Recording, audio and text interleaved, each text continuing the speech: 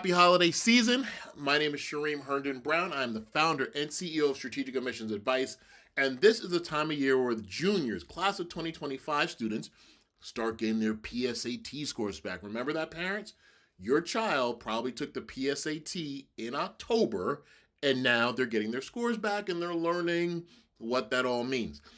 Your student was probably in the first class of the digital PSAT. What does that mean? The SAT, the big test that we all remember when we were much, much younger, has now gone digital, meaning that it's going to be on a laptop or an iPad or some kind of tablet beginning in March 2024. But the PSAT was kind of introduced this year to the juniors. So, all that said, I want you to know very, very clearly the PSAT has very, very little to do with the actual admissions process. So while it's a good indicator of how your child might do on the actual SAT, I don't want you to think that their score is going to hurt or help them really in the admissions process. What it can do is make them eligible for certain scholarships. The National Merit is one of them. So while I want you to understand what it all means and to make sure that you have those scores, do not obsess over how well they did or not. So, it's such a confusing time in college admissions.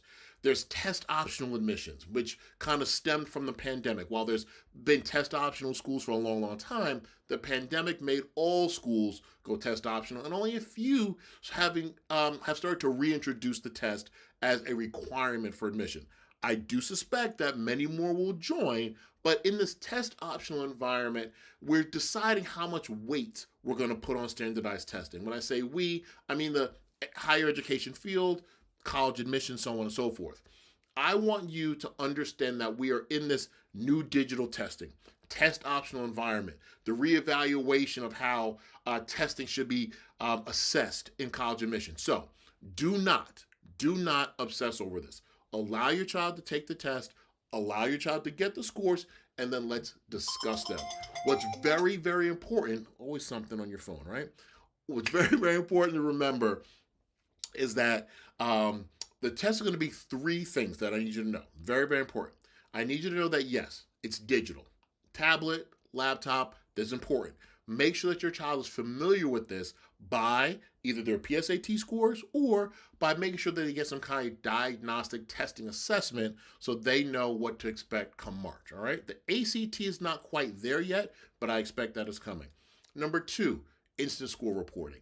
Almost instantly, we'll be able to know what your kid got on the test and then assess where that may or may not play in their admissions process. Again, test optional environment. We're not sure what schools are going to require. So just know that having the score, SAT or PSAT, is not critical, but it is important. I want every kid to take a standardized test to arm themselves, horrible violent reference, but I want them to have the ability to submit those scores if they're strong for certain schools who may use them differently or may play a larger role in their process.